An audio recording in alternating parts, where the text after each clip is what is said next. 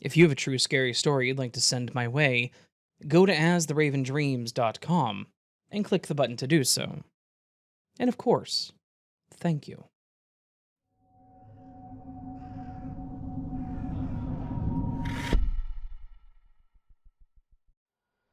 Before I met and moved in with my now girlfriend, I had quite the experience and bad luck with some previous homes. The story in particular is from an apartment I lived in. Each building on the property had 3 floors with 4 apartments on each floor, as well as a laundry room on each floor. We had shared washers and dryers. My apartment was on the 2nd floor and was at the end of the hallway. The complex itself wasn't bad. Unfortunately, it seemed my place was below the couple that seemed to only scream at each other to communicate, but it never seemed to escalate. Someone else liked to cook a lot, as it usually smelled heavenly coming home, but sometimes they used way too much onion. But the real problem I had with this place, the problem that also caused me to move, was one of the people that lived on the same floor as me, but at the front of the building. I'll refer to him as Todd. When I moved in, I had my brother and a few friends help me with the big items. I'm a very small woman, so there was no way that I could carry in my couch, bed, and dresser by myself. There were a few times while we were moving back and forth that Todd had stepped out of his door and would nod at us, or step out of the way when they carried something heavy. But otherwise, he didn't talk to any of us, at least not at those times. But on one of the last days of moving, it was just me, getting those last odds and ends that I could easily toss into my car. As I carried an open box of cleaner under my arm, and a trash bag of random items with the other hand, Todd came out of his room and immediately went to grab the box from me, offering to help. I'm pretty bad with meeting new people, or small talk, so I just smiled and said thanks. As we walked down the hall, I was silent and he introduced himself. After I unlocked my door, I set the bag down again and took the box from him. With the box in my hands again, I told him my name and thanked him. And he again tried to talk to me. "Just moving in, huh?" he said, obviously trying to come up with something. He seemed about as bad as myself at starting conversations. I kind of chuckled and said yes, and he pointed out to his apartment and said if I needed help with moving anything else, or putting something together, to just let him know.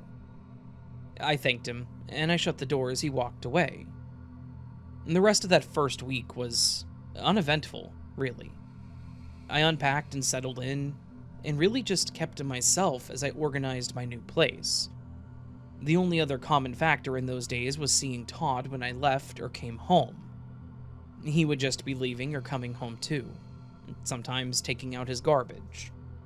He would always greet me and try to make small talk, but that was about it. But as time went on, seeing him like that became more and more frequent, and patterned, even. And to be honest, it was kind of disruptive. Between my job and trying to complete my degree, I didn't have a lot of free time. Sometimes I had half an hour to get home from work, change, and then get to class. But even on those days that I appeared to be in a rush, Todd wanted to have these long conversations. I know I just sound like a jerk, but I really don't care. When someone is obviously rushing to their door and you see them leave just as fast, and it's always on the same day every week, maybe you can put things together that they're busy, maybe? But not Todd. Todd would follow me to my door telling me about something that happened to him that day, and I would wait for him to finish the story before I went into my apartment. What else was I supposed to do? Shut the door in his face? There was one time where he wanted to show me something in his apartment, and I told him that I didn't have time on Wednesdays. And he understood, so I guess being straightforward with him worked there. Todd stopped trying to have such long conversations on Wednesdays, and instead resorted to always opening the door to the complex when I came home from work. He would always be by the door, for whatever reason, and would hold it open for me. Then he would wish me a good evening. To be there every week was a bit odd, in my opinion. Think about it. Your neighbor you barely knew would meet you every week at the entrance of the building? But at the time, I just maybe thought that was Todd and who he was. Maybe he was like the neighborhood watch, or I guess complex watch. Who knows? But then I began to notice how every time I had free time, Todd was around. When I went out for my walks, he would be leaving too.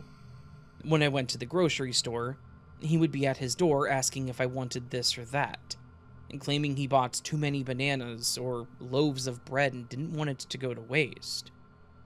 I couldn't even sit at the Starbucks I liked to go to every Friday in peace, because he would always end up there and would always act surprised to see me and try to talk to me. And like I said, I know that I sound like an a-hole here and admit that. I was okay with just having a conversation here and there. I could even understand that maybe he was just lonely and wanted some company. We were probably the closest in age compared to everyone else I had seen in our complex, so I did feel bad, but Todd was starting to become a normal part of my daily life. And to me, that felt weird. I still barely knew him, and he sat by me as we drank coffee like we were longtime friends. But once I started talking about it out loud to a good friend of mine, she brought up a good point. How was he able to do all this? How did he know almost the exact time I got home or would be leaving? I certainly didn't share my schedule with him. I did tell him that I was in school and working, not expecting it to be a big deal. I'm an executive assistant and secretary, so even if he tried to call and get my schedule, he would have either talked to me or a woman that I work alongside with, and she would have told me if someone called asking about me. My friend told me that I should keep tabs on him too, to make sure he wasn't stalking me, but at the time I thought that that was pretty dramatic. Following me for company, I could see. Stalking me? There's no reason to stalk me. I wasn't a remarkable girl, but the thought stayed in the back of my mind nonetheless. But one Saturday night, my opinion shifted hard. I went out with some friends for dinner and a movie. Afterwards, we went for some drinks before I finally went home. My friend offered to let me stay at her place and save myself the Uber, but I had homework to finish before Monday, so I declined, and I told her that I would call her the next day. I wish I would have just stayed. It was probably around 1 a.m. when I finally walked into the complex. As I passed Todd's apartment, I heard his door open. Tired and slightly intoxicated, I continued into my apartment, ignoring his calls for me. Once in my apartment, I locked up and kicked off my shoes when Todd started knocking on the door. I reluctantly answered, hoping he wouldn't stay long. He smiled and said, "Hey, late night, huh?" I nodded, hoping I was portraying that I was not in the mood to talk. "I was just worried when I didn't hear you come home at your usual time." My usual time? How does he know my usual time?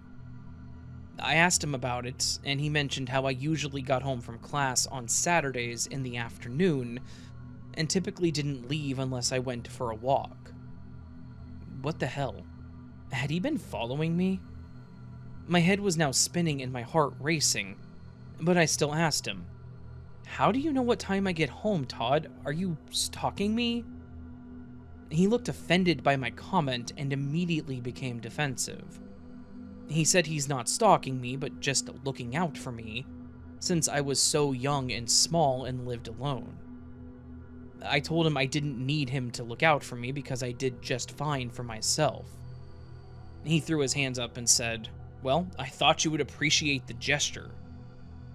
I again explained to him how he seems to be always around and it makes me uncomfortable. I told him that he's keeping more tabs on me than my own father. He again didn't seem to like that response. I could see his temples flare as he clenched his jaw.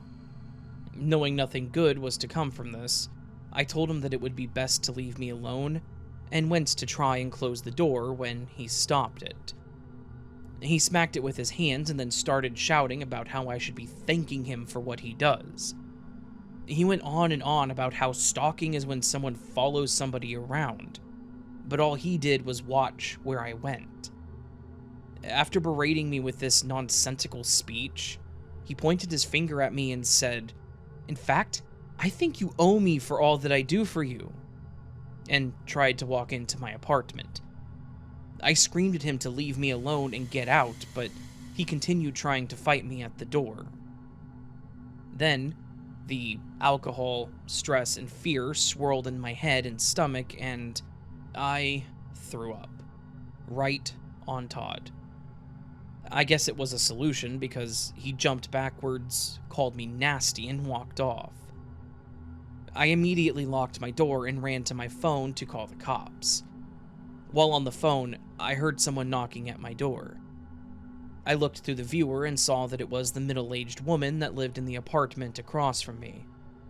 I cracked the door open and she said that she heard him shouting and had called the cops, which made sense, because they were already walking in when she knocked too. I explained what happened to the cops and they went to his apartment, but he didn't answer. They knocked, they banged on the door, but he never answered it. Ultimately, I did press charges, and the next day I spoke to the office management to ask about changing buildings. I was upset. I had just moved into this place. I couldn't afford to go through more app fees and deposits, so that was my only option. Thankfully, they took it very seriously, and they were able to move me pretty quickly. I stayed at my friend's house until I got to the new apartment, and always had someone with me when I was moving. Surprisingly, I didn't see Todd once in the process. Not that I'm complaining, though. I'm just thankful that nothing worse happened that night. No matter how embarrassing it might have been, I think it certainly helped. Oh, and I'm very grateful for that good neighbor that did call the cops and checked on me. I'm not even upset that she didn't come over sooner. She was older than me, but she was also just as small and had 2 kids there, so I get it. And as for Todd, I just hope that we never meet again.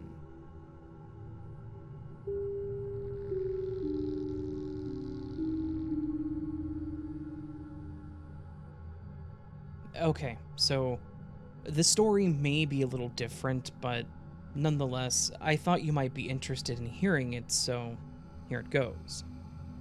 I moved into a new home in 2021. It was a nice little house, but it was perfect for me. It was a 2-bedroom with a full basement and attached garage, which was pretty much perfect for me and what I needed. It was also my first owned home, as I was previously renting a house, but it wasn't working out with the owners. You see, I foster dogs, and when I moved into the last place, I told the owners this to make sure they were okay with it. But then, after 2 years there, they told me I either had to get rid of the dogs or move out. Obviously, I chose my dogs. I was pretty excited about my new place because I was planning on renovating the whole garage to be their little dog haven. They would have access to the house, of course, but they would also have their dog beds, toys, food, and entertainment in there. Some dogs I rescued came from bad environments, and sometimes they would rather have their own safe space, and I respected that. They deserved it. But anyways, I'm getting a little off topic. So my new home was going to open a lot of doors for me and my dogs, so everything was looking good. When I started moving in, I had the normal neighbors watching from their porch, or the kids staring as they rode past my house on their bikes. Nothing too remarkable. But since I did have a lot of stuff and large equipment, it took me a few days to move in. I even had a few friends and a coworker helping me late one night. It was one of the moments of, I'm tired of moving, I got my second win and I just wanted it to be done already.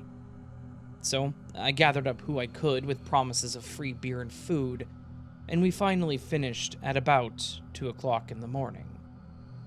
While we sat in my living room relaxing for the rest of the night, I had someone knocking on my door. To my surprise, it was a cop. He said he was there due to a reported disturbance.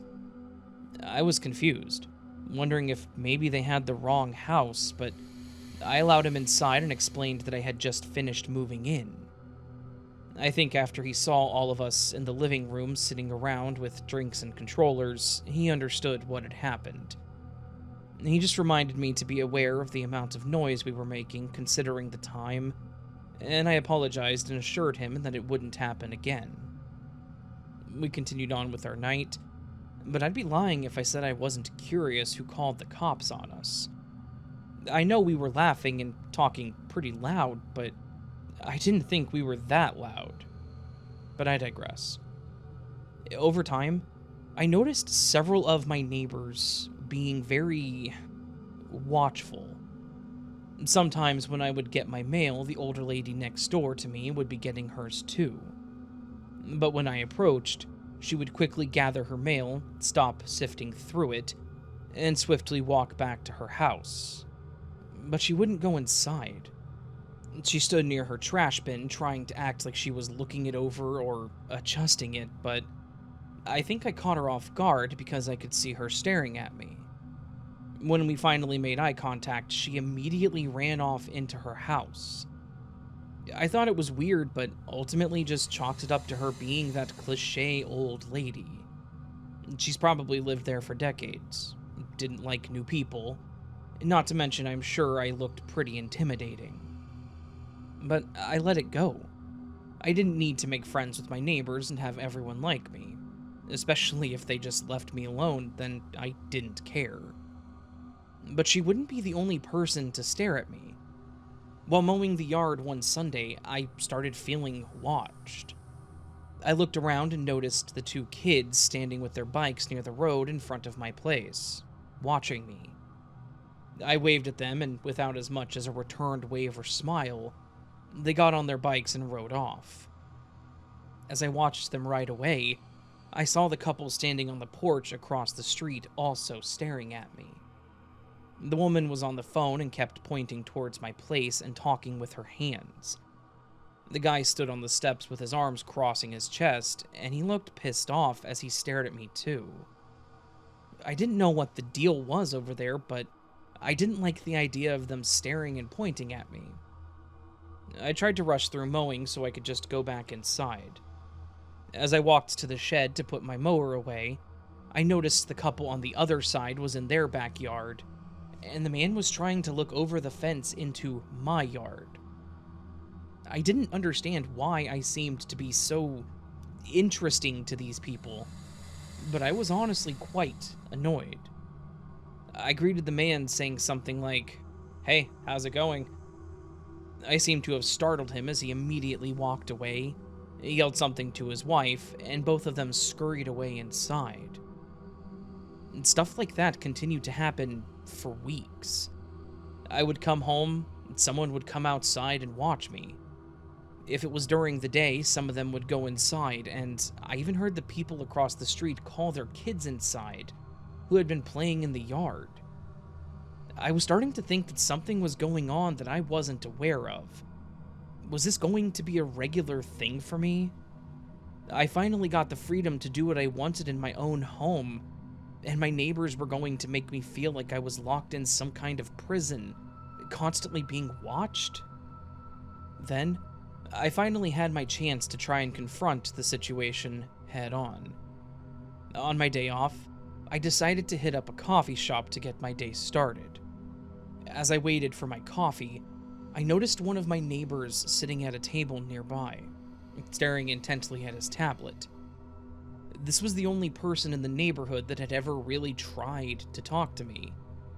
He usually kept to himself, but if he was outside when I drove by or was walking one of the dogs, he would wave to me. I've also seen him at this coffee shop a few times, and we would just smile and nod at each other. He never tried to avoid me. So I thought maybe I would have a shot at clearing some things up with him. I approached and greeted him, and after asking how he was, he offered me to sit with him. After a little small talk, I slipped in how the neighborhood seems to keep tabs on everyone else. He laughed and made a comment about how they're not very subtle about it, which is why he kept to himself too. I asked him what he meant by that, and he said, nonchalantly, "I think they're just afraid of you."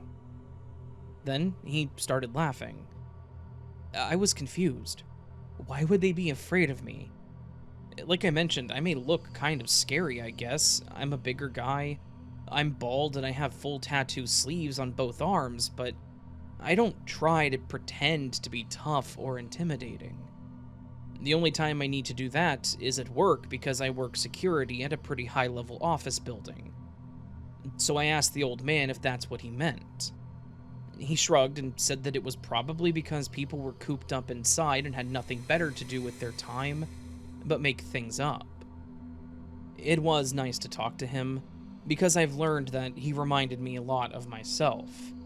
He was honest and blunt, even if it wasn't what you wanted to hear, and I appreciated that. But after learning this, I didn't know how to react and what to do. Am I supposed to go door to door and tell these people about myself? Do I put up a sign that says, "I'm not mean"? Was I supposed to just live with people thinking I was a blemish on their community? At the time, that's really all I could do. I told myself that either their gossip would die or I would get to settle the rumors when I had the time. It was only a few days later that I decided to take one of my more skittish dogs for a walk to give him some one-on-one time. I walked by the old man's house, Neil, as I came to learn, and he was outside, talking to the woman that lived across from me, the one that I saw talking on the phone. She was standing by a kid who was holding a booklet. Neil called out to me by name, so I looked over and waved. But then he motioned for me to come over. I wasn't planning on interacting with others, so I didn't have a mask on me at the time, so I was hesitant to approach as those three did have one on. Even though their face was covered, I could see the look of disappointment from the woman, and she pulled the kid in closer to her. I reluctantly approached and used my shirt to cover my face, apologizing for not having a mask on me. Neil waved me off, saying I was fine, as they all did, and then he immediately introduced me to the woman. He confirmed that she lived across from me, and in his fashion, he said, "Clayton said he thinks people don't like him. Have you heard about that, Sarah?" I watched as the color drained from her face. I couldn't help but laugh to cover up the awkward situation. She tried to deny it, so Neil laughed and then turned to me and asked about me. He asked what I did for a living, and I explained that I worked in security, and briefly explained where it was, as it wasn't too far from home, maybe 10 to 12 miles. I also explained that I worked overnights, which is why I left late at night, came home early, and wasn't typically seen during the day, because I may be asleep or taking care of my dogs. He then asked me about my dog, and the kid asked if he could pet him. I told him he could, as he was friendly, and then explained that I fostered dogs. That's when Sarah asked, "Do people adopt them from your place too?" I confirmed, and I explained that I had people over during the day to look at the dogs and possibly adopt them. Her face changed to one of understanding, like something finally made sense to her. It was finally making sense to me. These people saw me at weird hours. They saw people coming and going, and probably heard odd sounds too because of me working in the garage. Maybe some of the dogs that whimpered and cried because some of them hated baths, who knows. But I started to see what Neil was doing. He never confirmed, but I assume that he learned some of the things people were saying, and that's why he brought those up specifically. Sarah loosened up tremendously as we talked, and probably even more when the kid asked me if I wanted to help his school fundraiser, and I agreed to. He was selling candy bars, and chocolate is my weakness, so I bought a whale box. I think I became that kid's best friend that day. Anyways, after chatting for a few minutes, I excused myself and then waved goodbye. I went home that night feeling some sort of way. I was happy to talk to someone other than Neil and clear things up, but at the same time, I felt kind of crappy that there probably were rumors about me. But when I talked to my mom about it, she made a good point. She pointed out that I was looking like the creepy and suspicious neighbor. I was, in fact, the creepy neighbor for everyone else, and that made me laugh. I still live in the same place, and now the kids come by to play with the dogs, which is great. It gives them the chance to get out a lot of energy, and they never miss my place when they have some kind of fundraiser. It's become a much better place to live, knowing your neighbors are behind you. Even the old lady next to me, Marcia, seems to keep her distance, but she doesn't mind it when I shovel her driveway or mow her yard. So, yeah, that's my story of the tables being turned, and how, for a little while, I was the creepy neighbor.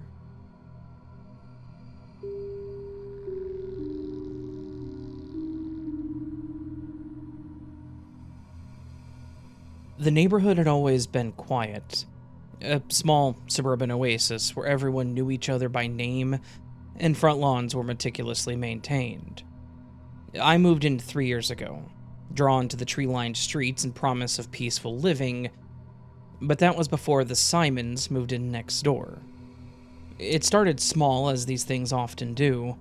The Simons arrived in the middle of the night, their moving truck groaning under the weight of what seemed like an excessive amount of furniture for a house that size. I watched from my window as they unloaded, noticing that they didn't bring any lights. Strange silhouettes against the dim streetlights. I shrugged it off, figuring they were just night owls. The first unsettling incident occurred a few weeks later.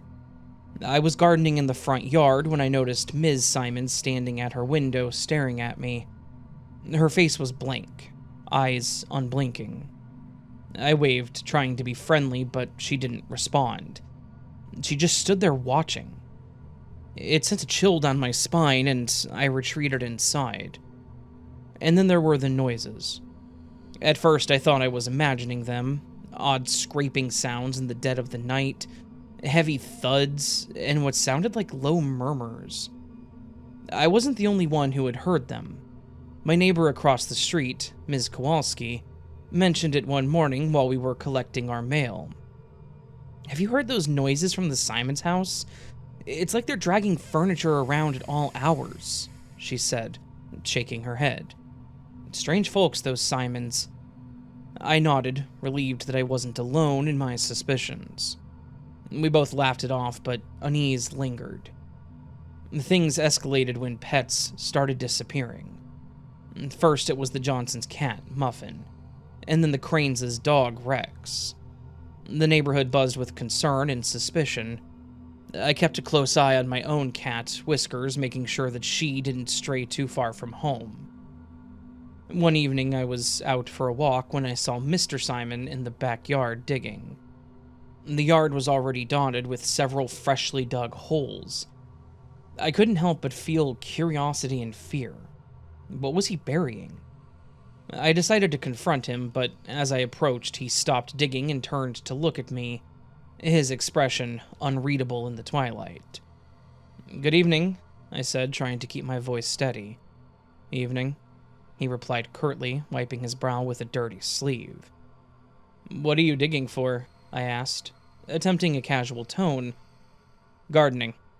Planning to plant some new trees," he said with a flat tone. I nodded, pretending to believe him, but the unease grew. That night, I barely slept, haunted by images of those holes and what might be buried in them. A few days later, Whiskers went missing. I searched everywhere, calling her name until my throat was hoarse. I couldn't shake the feeling that the Simons had something to do with it. Desperation drove me to a reckless decision. In the dead of the night, I snuck into their backyard. It was a full moon, and it was casting that eerie glow over the garden. I approached one of the holes and started digging. My heart pounded in my chest, and fear and adrenaline making my hands tremble. After a few moments, I unearthed a small blood-stained collar.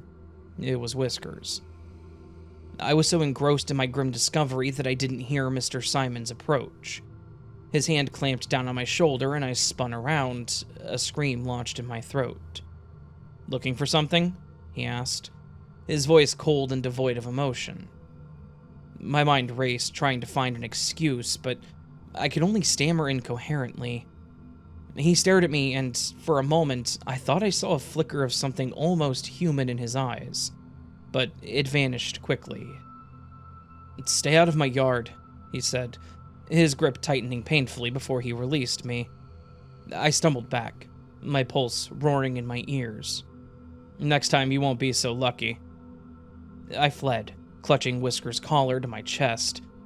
I locked all my doors and windows, my mind a whirlwind of fear and grief. I called the police the next day, but they found no evidence of foul play. The Simons continued their strange, unsettling existence, and I lived in constant fear, always watching my back. Months passed, and a few more pets disappeared. The neighborhood seemed to shrink away from the Simons' house, a black hole of dread and unanswered questions.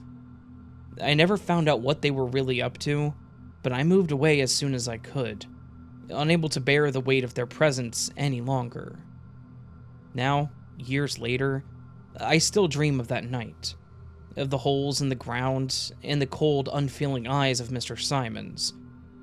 I'll never forget the terror that gripped our once peaceful neighborhood, that darkness that seemed to seep into the very soil, turning our suburban paradise straight into a nightmare.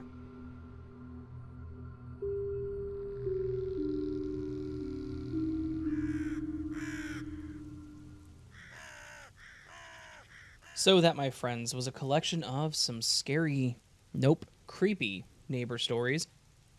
Scary neighbor is also technically applicable, but it's not what the thumbnail or title of the video are, so I won't say that. Gotta keep my SEO in order, because if I don't, it will not be search engine optimized, and without optimization of the search engines, non-discoverable. I don't know. Anyways, hopefully you all enjoyed this collection of creepy neighbor stories. I did. Fantastic stories, good as always. Neighbors are creepy, and I know I try to always have an anecdote at the end of my videos like this. I don't have one. I've said it before, I'll say it again. My neighbor is fantastic. She is deaf. She's a very nice lady. I mow her lawn. She takes the bins out on Sunday whenever I forget to, because trash comes Monday, so. Just great neighbor. Fantastic neighbor. Our last neighbors were fine. They had 2 kids. They were good people.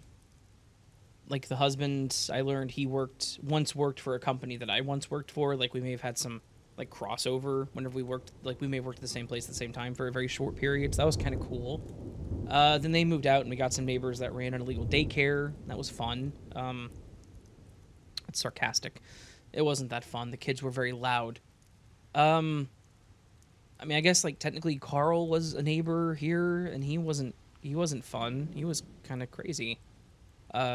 He had mental issues, and that's, like, not me saying that maliciously. That's me saying that in a very literal sense. He had mental issues. And I guess there's the neighbor down the way who him and his girlfriends never got along and always screamed at each other, and he tried to... He attempted to hurt himself with the cops, if that makes sense. It didn't happen, thankfully. But it caused a lockdown at the elementary school behind us, so... But now, I don't have those neighbors. They all left. They all disappeared. Don't ask questions about why or how. No. All we have is the one neighbor, and she's a lovely lady, so...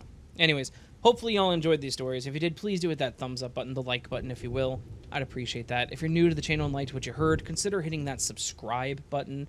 That does help a lot. And if you'd feel ever so bold, you can go down below the... Go down below the video and leave a comment. with your thoughts. How you're doing, how your weekend's going, how you plan to do things this weekend, etc., etc. You get the point. You can join Patreon or memberships, get early access to content like this and other things, depending on what you sign up for. You can also do a super thanks, which is a tip to the channel. You can listen to this podcast on Apple, on Spotify, on Audible, on other platforms. You can also submit your stories to astheravendreams.com. Tons of things you can do. Which will you choose? All that said, friends, hope you have a beautiful day and a beautiful week next week and a beautiful weekend. Hope I see you again here very soon. But until then, remember, you are loved, you are valid, you are important, you are the best you that you can be. Do not forget it. Don't let anyone tell you otherwise. And until next time, my friends, much love and sleep well.